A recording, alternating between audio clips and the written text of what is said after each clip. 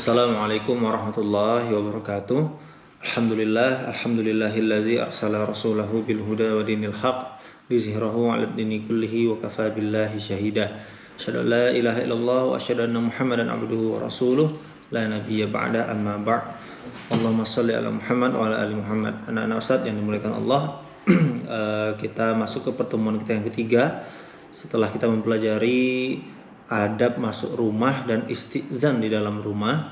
Sekarang kita akan memasuki pelajaran yang sebenarnya ya anak-anak Ustaz, sebenarnya Ustaz ingin sekali pelajaran ini kita belajar secara offline karena cukup sulit menjelaskannya secara online dan tidak bisa kita simulasikan, tidak bisa Ustaz buatkan skemanya ya.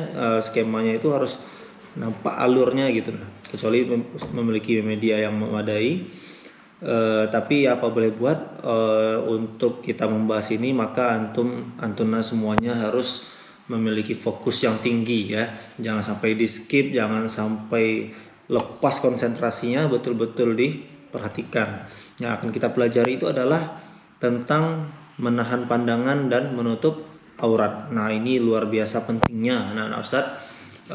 Tidak bisa diremehkan karena ini menyangkut dunia maupun akhirat, menyangkut kehormatan diri kita, laki-laki maupun perempuan. Dan sebenarnya banyak kisah di dalam sini dan panjang sebenarnya harusnya ini ya. Tapi itulah Ustaz coba rangkum di dalam suatu video ini. Mudah-mudahan nanti ketika kita masuk offline bisa Ustaz jelaskan lebih rinci lagi. Yang sekarang Ustaz akan menjelaskan saja yang sesuai dengan ayat yang di buku antum masing-masing. Nah, untuk itu mari kita mulai pelajaran ini dengan lafaz basmalah. Bismillahirrahmanirrahim.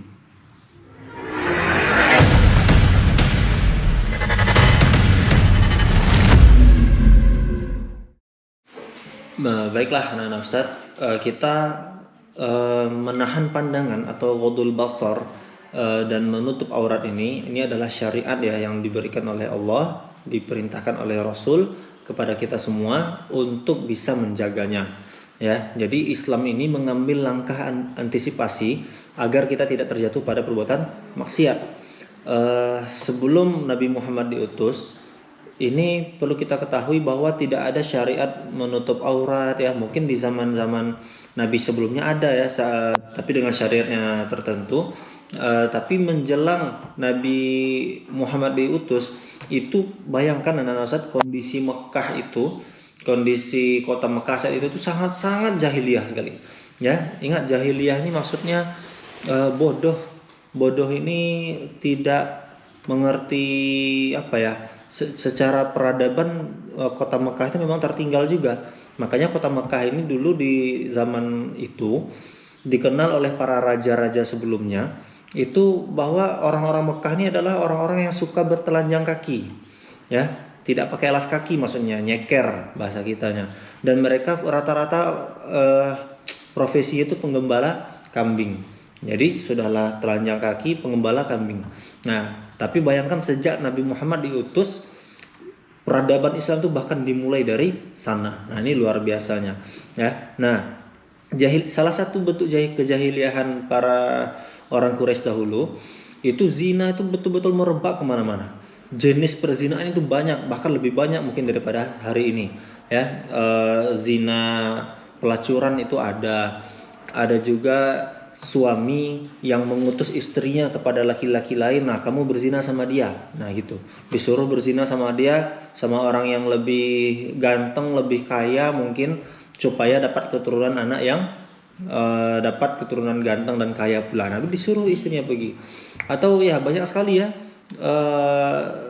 yang mereka karena ketidaktahuan mereka terjadilah seperti itu, dan sangat turun sekali martabat wanita pada saat itu ya. Kalau martabat wanita turun gara-gara perzinaan yang sangat marah itu, apalagi ya laki-lakinya juga. Laki-lakinya itu mudah-mudah saja dia berganti-ganti pasangan ya. Nah, itu menjadi hobi wanita, itu menjadi hadiah. Nah, bayangkan menjadi hadiah, nih silakan dipakai. Nah, nauzubillah. Alhamdulillah hari ini kita paham dengan ini ya, walaupun mungkin masih ada orang yang seperti itu hari ini. Nah, tapi mudah-mudahan dengan ini kita paham dan kita tidak terjerumus di dalam, tidak mendekati itulah. Mendekati saja jangan, apalagi sampai menjadi seperti itu. Nah, di dalam pelajaran kita kali ini dalil utama, landasan utamanya ini adalah dari surat An-Nur ayat 30-31. Ya, silakan disiapkan Al-Qur'annya, bisa dilihat. Kita bacakan dulu ayatnya. A'udzubillahi minasyaitonirrajim. Bismillahirrahmanirrahim. Qul lil mu'minina yaghuddu min absarihim wa yahfazu furujahum. Dzalika azka lahum innallaha khabirum bima yasnaun. Wa qul lil mu'minati yaghuddna min absarihinna wa yahfazna furujahun wa la yubdina zinatahunna illa ma zahara minha. Wal yadribna bi khumurihinna ala juyubihin wa la yubdina zinatahunna illa li bu'ulatihinna aw aba'i bu'ulatihinna aw abna'ihinna aw abna'i bu'ulatihinna aw abna'ihinna aw ikhwanihinna aw bani ikhwanihinna aw bani akhawatihinna aw nisa'ihinna aw ma malakat aymanuhun awit tabi'ina ghairi ulil irbah minar rijali awit tiflil ladzina lam yazharuna ala auratin nisa' wala yadribna bi arjulihinna liyu'lama ma yukhfina min zinatihinna wa tubu ilallahi jami'an ayyuhal mu'minun la'allakum tuflihun.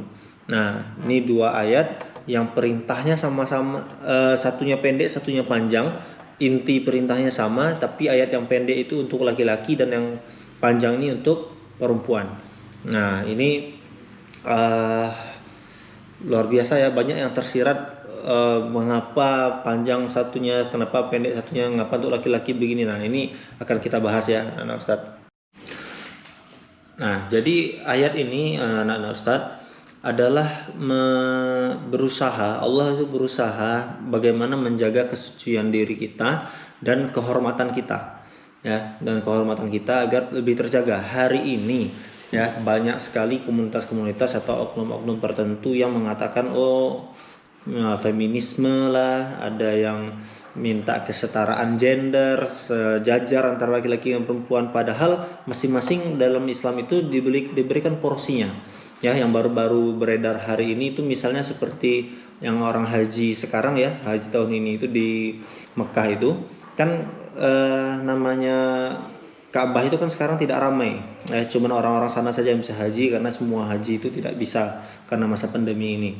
Nah, ternyata di foto itu terlihat bahwa ini Ka'bah ya, lingkaran yang terkecil, lingkaran dalamnya itu semuanya wanita. Ya, sedangkan lingkaran luar yang jauh putarannya itu diameternya lebih jauh, kelilingnya itu lebih jauh, itu laki-laki semuanya. Nah, ternyata di sana dimuliakan wanita itu karena Allah, karena mengerti ya, kita mengerti bahwa wanita itu mungkin lebih cepat capeknya ya, dimudahkan segala macamnya. Nah, dibuat lingkaran yang kecil. Nah, itu sesuai dengan porsinya. Ya, sesuai dengan porsinya, bukan berarti menganggap wanita lemah apa segala macam, bukan. Wanita itu memiliki peran penting di dalam agama ini, makanya dimuliakan dan memiliki hak-hak tertentu, kewajiban-kewajiban tertentu harus dijaga betul. Nah, jadi hari ini banyak orang yang bilang, ngapa pula pakai jilbab, ya suka-suka saya, katanya. Saya kan nih, saya yang punya aurat. Kalau saya yang masuk neraka kan nggak ada urusan sama kamu. Nah, ini salah sekali ya, anak Ustaz. Ada yang mengatakan, yang penting yang dihijab itu adalah hatinya dulu. Ya, untuk apa saya menghijabkan fisik saya tapi hati saya nggak terhijab? Itu salah sekali. Ya, menutup aurat itu wajib, baik dia belum solehah maupun tidak. Ya, menutup aurat dengan secara sempurna itu adalah kewajiban setiap muslimah, dan itu tidak perlu ditawar-tawar lagi, tidak perlu dipertanyakan lagi bagaimana keabsahannya. Nah, adapun hati itu pasti berusaha. Ya, pasti semua kita akan berusaha untuk melakukan yang menjaga hati. Ya, kalau seandainya fisiknya saja tidak dijaga, apalagi hatinya lebih sulit lagi dijaga. Ya, bayangkan ada orang keluar sana tidak menggunakan hijab, enak saja melenggang-lenggang di jalanan. Ya, bagaimana bisa dia menjaga hatinya? Ada kok orang baik, Ustadz, misalnya dia baik, dia walaupun dia pakai hijab dia baik, bahkan dia orang Kristen. Ya, itu nauzubillah ya anak Ustadz, kalau kita memiliki pemikiran seperti itu udah lewat sama kita. Tidak ada sama dengan seperti ini ya, kalau orang bilang seperti itu sama dengan dia pakai ikat pinggang tapi nggak pakai celana. Ya, kenapa? Lebih wajib mana coba? Pakai ikat pinggang atau pakai celana? Tentu pakai celana, gitu ya. Pakai celana itu sudah pasti wajib gitu. Misalnya ya, kalau kita analogikan, misalnya pakai celana wajib. Baik celananya kedodoran, longgar ataupun tidak, itu opsi saja lagi. Mau dia pakai ikat pinggang mau atau tidak, ya. Sama kalau kayak pakai ikat pinggang tadi, sama dengan hati tadi. Kalau misalnya celana kita longgar, pasti kita akan berusaha untuk mencari ikat pinggang. Sedangkan celana itu dari sononya memang wajib. Nah, gitu maksudnya ya. Celananya memang wajib, tidak mungkin itu ditinggalkan. Sama dengan itu hijab bagi wanita itu seperti itu, harus dipakai aja dulu. Nah, dipakai itu karena itu kewajiban dasarnya. Ya, sama dengan orang lagi contoh lainnya lagi ya. Orang sholat, dia melakukan sholat sunnah tapi tidak sholat wajib. Nah, itu percuma, karena yang wajib itu adalah yang tadi adalah awalnya menggunakan hijab, karena perintahnya jelas di dalam Al-Quran. Nah, oke, anak-anak Ustadz, kita kembali ke ayatnya tadi. Qul lil mu'minin, katakanlah kepada orang-orang yang beriman yang laki-laki. Nah, biasanya kalau Allah memerintahkan ya ayyuhallazina amanu, ya, ayat-ayat yang kemarin kita bahas, wahai orang-orang yang beriman. Tapi di perintah menutup aurat ini Allah jelaskan satu-satu. Ya, di ayat yang pertama, wahai orang beriman yang laki-laki. Nah, ya. Yaghuddu min absarihim wa yahfazu furujahum. Ya.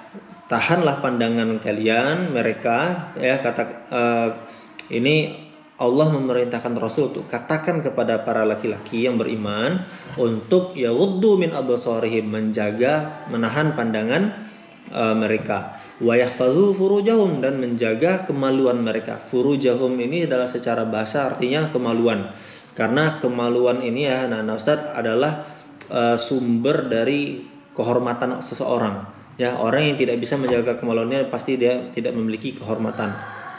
Ya. Jadi di terjemahan juga bisa kadang-kadang diganti dan menjadi kehormatan langsung. Ya, wa yahfazu furujahum. Zalika azka lahum, itu paling suci. Azka itu artinya paling suci. Ya, kalau ada yang namanya zaki, itu namanya artinya suci. Tapi kalau azka itu artinya paling suci. Ya, kalau kabir artinya besar. Kalau akbar paling besar. Nah, itu ya, itu dalam bahasa Arab seperti itu. Nah, ada juga di riwayat lain dikatakan yang paling banyak memasukkan manusia ke dalam neraka adalah apa yang ada di antara dua bibir dan apa yang ada di antara dua kaki. Maksudnya apa? Yang ada di antara dua bibir itu lisan, antara dua kaki adalah kemaluan. Jadi dua itu yang paling banyak memasukkan manusia ke dalam neraka. Hati-hati kita ini. Ya. Kenapa juga disuruh menjaga pandangan? Ya, biasanya pada maksiat-maksiat itu dimulai dari mata. Ya, betul kata para sastrawan ya. Dari mata turun ke hati. Ya, awalnya terlihat. Ya, karena setan itu nggak mungkin, nih begini ya anak saya, tidak mungkin setan itu langsung menggoda manusia untuk berzina. Misalnya ada seorang laki-laki, dia nggak sengaja terlihat aurat wanita, lalu langsung dibilang oleh setan zinai dia. Gak mungkin. Setan itu sangat berpengalaman sekali ya dalam melakukan rayuan-rayuan, pasti bertahap. Makanya larangan kita la tattabi'u khutuwatis syaitan, jangan ikuti langkah-langkah setan. Setan itu akan membuat langkah-langkah kecil dulu sama kita. Ya, contoh kalau untuk orang pacaran misalnya, awalnya apa? Awalnya setan menyuruh stalking dulu IG-nya, lihat-lihat. Habis itu kata setan, like lah. Nah, akhirnya mulai like gitu kan. Akhirnya mulai komen. Sudah enak pula di komen gitu kan. Ujung-ujungnya pergi ke DM. Nah, nauzubillah, siapa yang kayak gini ayo. Ya. Nah, habis ke DM nanti mulai segala macamnya, mulai sangat akrab sekali dan nauzubillah. Ya, akhirnya setan bilang, masa lewat online terus ketemu lah. Nah, ketemu dulu. Ya. Ketemu, habis itu udah ketemu mulai pegangan, mulai pergi makan, nauzubillah ya. Itu langkah-langkah setan, karena setan tidak akan mungkin langsung ke ujungnya.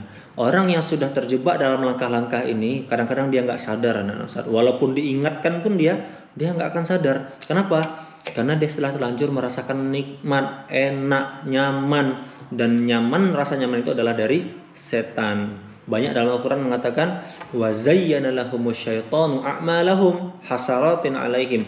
Setan menghiasi aktivitasnya itu, ya, seolah-olah baik bagi dia, ya, padahal itu adalah perbuatan maksiat, tapi setan menghiasi itu seolah-olah baik. Oh, ini kan silaturahim gitu kan, oh ini kan membantu teman perempuan, apa habis misalnya laki-laki gitu ya, alasannya oh, ini kan teman perempuan saya ini dia butuh bantuan gini. Apa nggak punya teman yang laki-laki gitu untuk dibantu yang juga membutuhkan bantuan yang sama. Jadi ini alasan yang dibuat oleh setan. Nah, hati-hati kalau ada yang terjebak di dalam itu. Ujung ayatnya dikatakan innallaha khabirum bima yasnaun. Kita ngeri sebenarnya mendengar ayat penutup dari Allah ini. Sesungguhnya Allah khabirum, maha teliti, bima yasnaun, terhadap apa yang kalian perbuat. Nah ya, jadi Allah tuh teliti sekali. Kalau kita niatnya like aja atau kita lihat-lihat segala macamnya, itu Allah teliti sekali. Allah tahu niat kita tuh ngapain, niat kita ujungnya mau ngapain. Nah ini kita, dan itu semuanya dipertanggungjawabkan ya, Ustaz. Masya Allah. Oke, itu perintah untuk laki-laki. Nah sekarang yang perempuan, ya. Wa qul lil mu'minat, dan katakanlah kepada perempuan-perempuan yang beriman. Kalau perempuan tidak beriman dia nggak suka ayat ini. Ya, ada orang Islam, perempuan dia Islam muslimah, tapi dia tidak mukminat, tidak beriman. Ya, dia cuma mau Islam KTP aja lah ibaratnya gitu ya. Dia nggak suka nih ayat ini. Ngapa pula ngatur-ngatur saya pakai aurat. Nah, tapi kalau buktikanlah keimanan kita dengan kita taat dengan ayat ini ya anak-anak Ustaz. Wa qul lil mu'minat, dua kalimat pertama perintahnya sama dengan yang laki-laki tadi. Yaghdudna min absarihin, harap jaga pandangan. Jadi perempuan juga disuruh jaga pandangan, bukan hanya laki-laki saja ya anak-anak Ustaz, bukan hanya laki-laki yang disuruh jaga pandangan. Ini bukannya tidak ada ya perempuan yang mengumbar pandangannya, tapi walaupun memang lebih banyak laki-laki ya. Laki-laki itu memang berbeda pandangannya dengan wanita. Hati-hati anak-anak Ustadz, kalau antum-antuna pakai baju ketat, pakai baju apa, laki-laki itu ya secara fitrah memang dibuat oleh Allah memang tertarik kepada wanita. Zuyyina linnasi hubbus syahawati minan nisa, di surat An-Nisa. Memang dihiasi laki-laki itu dengan syahwat kepada wanita. Ya, memang itu fitrahnya. Kalau ada laki-laki suka laki-laki, itu di luar fitrah, itu penyakit ya.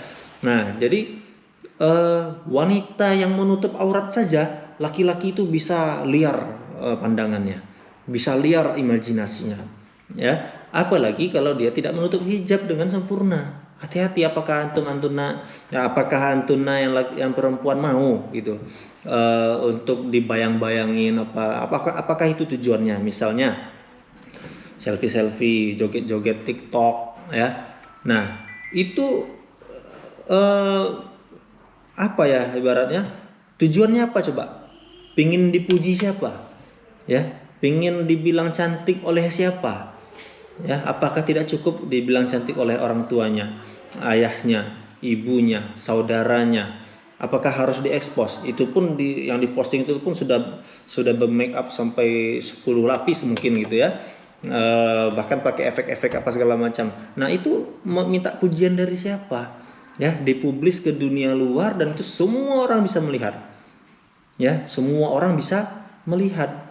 Jadi nggak ada faedahnya ya anak-anak Ustadz.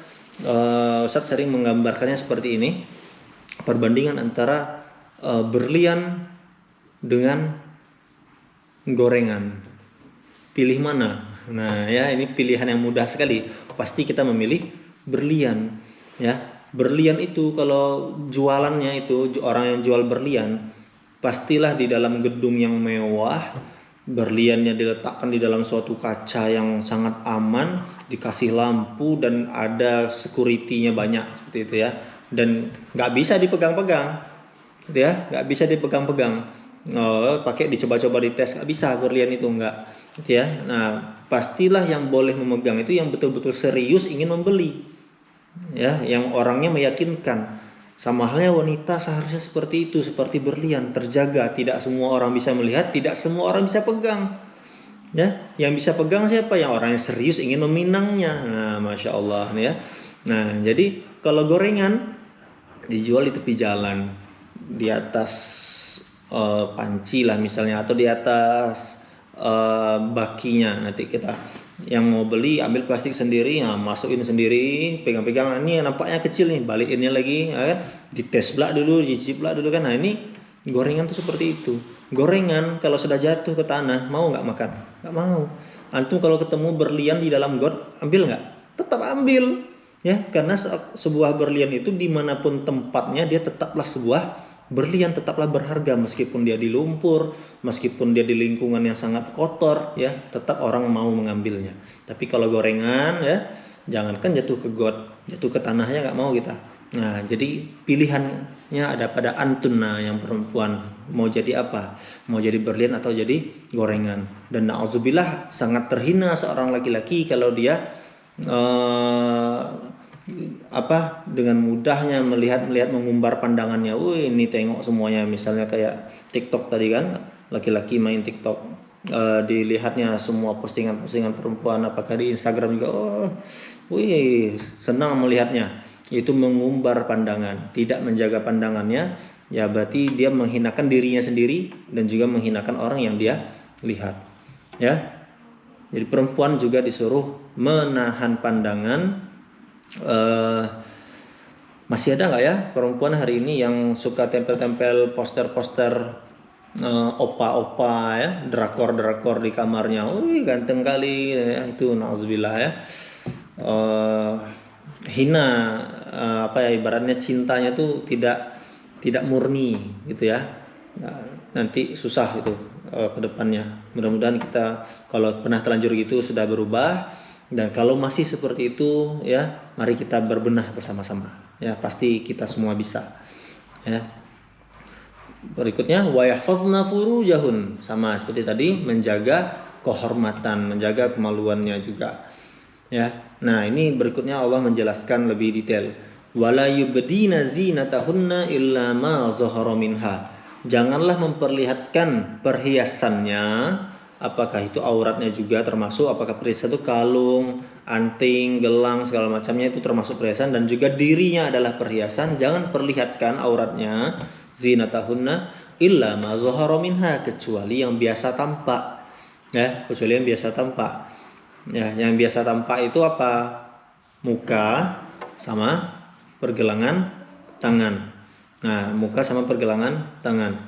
Wal yadribna bi khumurihinna ala juyubihin, dan hendaklah dia panjangkan atau bentangkan jilbabnya itu, khumurihinna ala juyubihin, sampai menutupi dada, ya, sampai menutupi dada. Jadi kalau ada kita lihat wanita pakai jilbabnya itu dililit-lilit saja di leher, berarti itu belum sempurna sesuai dengan yang perintah untuk orang-orang muslimah yang beriman ini, kata Allah. Ya, tutup sampai dada. Jadi semuanya betul-betul panjang, ya, panjang seperti seragam sekolah kita lah. Tapi ingat, seragam sekolah kita itu bukan seragam sekolah, tapi seragam orang yang beriman. Kalau antum anggap itu adalah seragam sekolah, maka tamat sekolah nggak pakai hijab sepanjang itu lagi. Tidak, salah, ya. Jadi itu mau dimanapun, mau sekolah di Asidiki, mau sekolah dimanapun, itu tetap itulah pakaian seorang muslimah. Yang laki-lakinya juga celana menutupi auratnya, ya.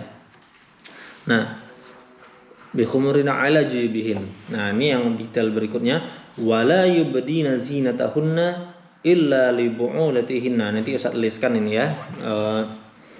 Dan janganlah perlihatkan perhiasannya, maksudnya perhiasan yang biasa tampak tadi, ya.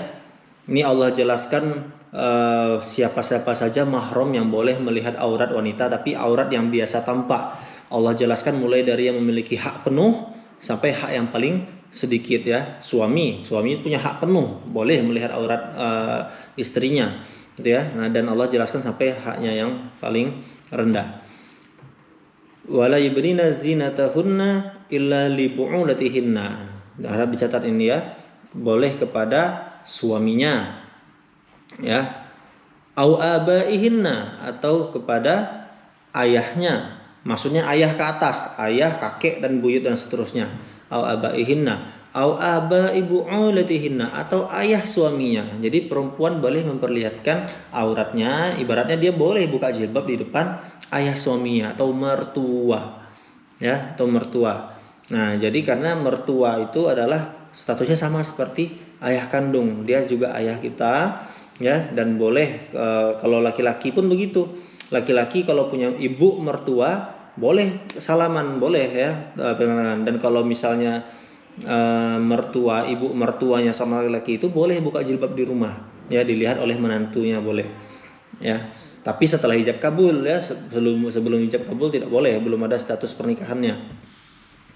Nah, sudah 3, au aba ibu ulatihinna, au abnaihinna, atau anak-anak mereka. Ini kembali ke perempuan tadi ya. Perempuan itu berarti anak-anaknya boleh melihat auratnya secara umum, aurat umumnya, ya, apakah itu rambut. Au abna ibu ulatihinna, atau anak-anak suaminya. Ya, anak-anak suami. Apa beda anak-anak seorang wanita ini dengan anak-anak suami? Bisa jadi anak-anak suami ini bukan anak-anak dia. Ya, misalnya dia menikah dengan seorang laki-laki yang sudah punya anak. Nah, setelah menikah maka perempuan tadi boleh buka jilbab di depan anak-anak suaminya. Nah, seperti itu ya. Sudah berapa tadi? Suami, ayah, ayahnya suami, anak-anak, anak-anak suami. Sudah 5. Apalagi?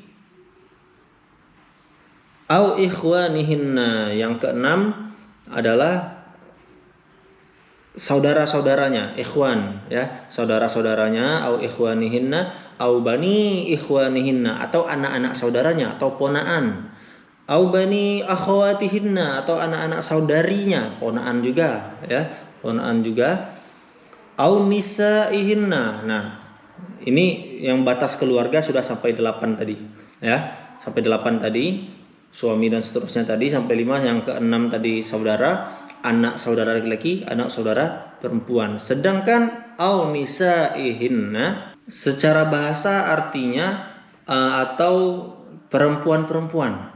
Maksudnya apa? Perempuan boleh melihatkan auratnya sama perempuan, ya pasti boleh. Tapi kenapa Allah sebutkan di sini? Ternyata maksudnya adalah au nisaihinna ini atau wanita-wanita muslimah.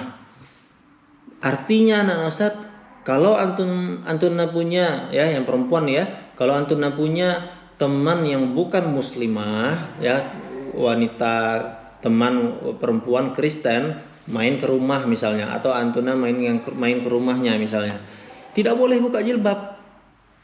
Ya, tidak boleh buka jilbab, tidak boleh aurat yang biasa tampak pun tidak boleh kepada wanita yang bukan beriman. Ya, yang boleh itu hanya, ini sering nggak tahu ya, banyak orang yang tidak tahu ini.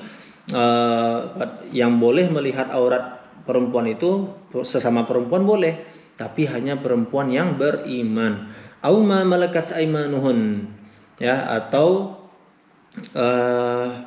au ma malakat aimanuhun, atau budak, ya, budaknya. Tapi kalau zaman sekarang tidak ada budak lagi. Awit tabi'ina ghairi ulil irbah minar rijal, atau orang yang sudah tua sekali yang tidak punya syahwat lagi, ya. Orang tua sekali, siapa mungkin di rumahnya ada buyutnya mungkin, ya, atau siapa yang nggak punya keluarga, ada antuna misalnya menampung seorang kakek yang nggak punya keluarga lagi, keluarga jauh dia misalnya, yang numpang hidup lah di sisa hidupnya di rumah antuna. Itu boleh antuna tidak pakai jilbab di depannya, ya, dengan syarat dia adalah kakek-kakek yang tua renta sekali yang tidak punya syahwat apa-apa lagi kepada wanita. Yang terakhir, awit tiflil ladzina lam yazharuna ala auratin nisa, atau anak-anak yang belum mengerti aurat wanita, baik itu anak ponaan, mau anak tetangga, anak siapa, ya terserah, yang penting anak-anak kecil yang belum mengerti aurat wanita. Ya, misalnya antuna lagi asik-asik di rumah, ya, pakai celana saja nih yang perempuannya, ya, pakai celana rumah lah ibaratnya, pakai baju kaos saja, tidak pakai jilbab misal, itu ya. Tiba-tiba masuk anak kecil dalam rumah, lari-lari, kejar-kejaran dengan adik kita misalnya, dia main-main. Rupanya anak tetangga, nggak perlu kita langsung heboh pakai jilbab, karena dia masih kecil, kecuali dia bawa abangnya, ya, masuk juga, itu baru langsung kita pakai jilbab. Ya. Wala yadribna ini sudah cukup ya, sudah cukup tadi yang untuk aurat-aurat, siapa saja mahram-mahram yang boleh melihat ya.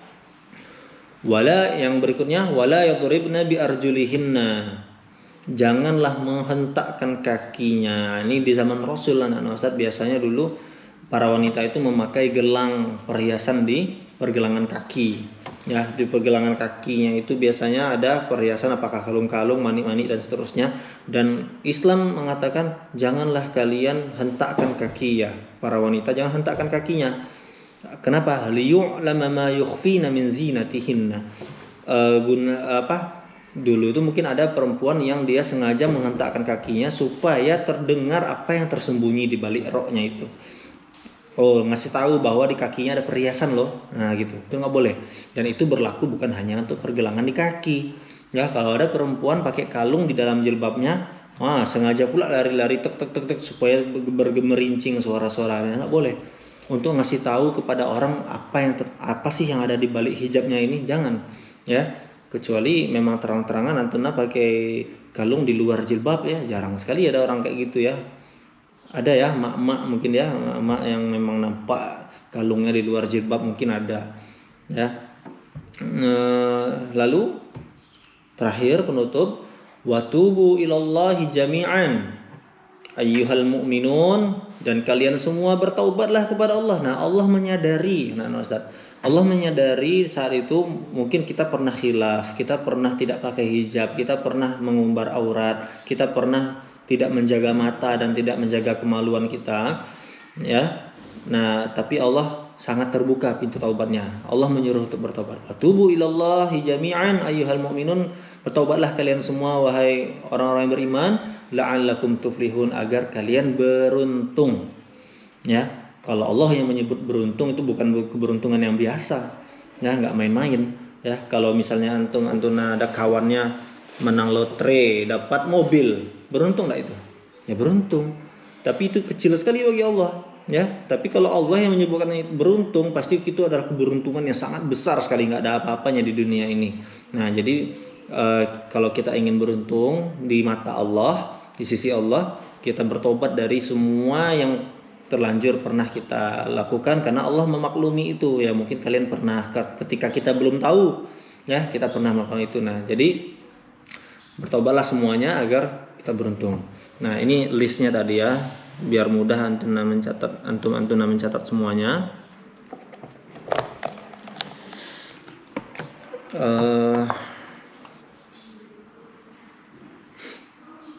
Nah, dilihat seperti ini. Nanti di pause saja videonya kalau mau mencatat ya. Yang boleh terlihat aurat umumnya itu oleh siapa? Suami ya. Suami, ayah, mertua, anak-anak, anak suami ya. Saudara kandung, anak-anak saudara kandung, anak-anak saudari kandung, para wanita muslimah, budak ya, yang ke-10 budak, lelaki tua yang tidak berkeinginan lagi, syahwatnya kepada wanita nggak ada lagi, dan yang terakhir anak-anak kecil yang belum mengerti aurat wanita. Ada 12, totalnya 12, itu harap dicatat ya, harap dicatat dan diingat, diaplikasikan, bukan hanya untuk ilmu dipelajari sekarang saja ya. Itu saja mungkin anak-anak Ustadz. Tadi ayatnya sudah kita bahas semua, dan ingat, la tattabi'u khutuwati syaitan, jangan ikuti langkah-langkah syaitan, karena langkah-langkah syaitan itu pasti berujung kepada perzinaan ya. Karena perintahnya gini Ustadz, di dalam surah Al-Isra itu kan dilarang la taqrabuz zina, jangan dekati zina ya. Ustadz contohkannya gimana ya, misalnya ini antum ya, ini zina ya. Larangannya itu adalah jangan dekati zina. Misalnya ini adalah perbuatan zina nih, berarti mendekatnya saja itu sudah berdosa kita. Beda dengan larangan khamar, larangan meminum minuman keras, itu la ta'tadu, perintahnya jangan melampaui batas. Kalau misalnya ini adalah minuman khamar, minuman keras, ini antum nih ya, mendekatinya nggak apa-apa, dekat sentuh nggak apa-apa juga. Tapi kalau udah melampaui batas diminum artinya itu baru berdosa. Sedangkan zina tadi mendekatinya saja sudah berdosa. Ini zina. Cara mendekatinya apa? Ada dengan cara pacaran, dengan SMS atau chat-chat mesra, dengan memposting video membuka aurat, selfie yang tidak tahu ditujukan ke siapa ya, apakah tujuan ke publik, oh saya cantik loh, oh saya ganteng loh, nah itu beda ya. Nah jadi jangan dekati zina. Yang sudah terlanjur banyak ya artis-artis hijrah ya, kalau antum melihat artis-artis hijrah itu rata-rata mereka menangis nggak tahu gimana caranya menghapus semua foto dirinya yang masih buka-bukaan di media massa. Itu nggak tahu dia caranya gimana ya, karena udah terlalu banyak, nggak tahu cara hapusnya. Mumpung ya antum ini insya Allah nggak ada yang jadi artis yang seperti itu ya, kalaupun jadi selebgram atau segala macamnya itu tidak ya, masih bisa lah, paling-paling foto kita beredar di YouTube saja mungkin atau di Instagram saja masih bisa kita cari, hapuslah ya. Itu pun nggak tahu kita kalau ada yang di screenshot orang yang tidak bertanggung jawab ya, nggak tahu kita. Jadi mana yang bisa semampu kita hapus, jaga kehormatan diri kita sendiri. Bahkan sebenarnya ya orang yang sudah menikah pun ya sebenarnya dia tidak ada adab juga kalau dia memamerkan kemesraannya, dia peluk-pelukan, oh ini sudah halal segala macam, itu juga tidak bagus untuk dipamerkan ya. Taib anak-anak Ustaz, mudah-mudahan kita semua bisa memahami ini dengan baik. Barakallah, mudah-mudahan ini bisa kita aplikasikan ya. Ustaz doakan kita semua bisa menjadi termasuk orang yang beriman di dalam surat ini ya. Allahu a'lam bishawab, yang benar hanya dari Allah, yang salah itu dari kekhilafan pribadi Ustaz. Aku luka astaghfirullah wa lakum. Assalamualaikum warahmatullahi wabarakatuh.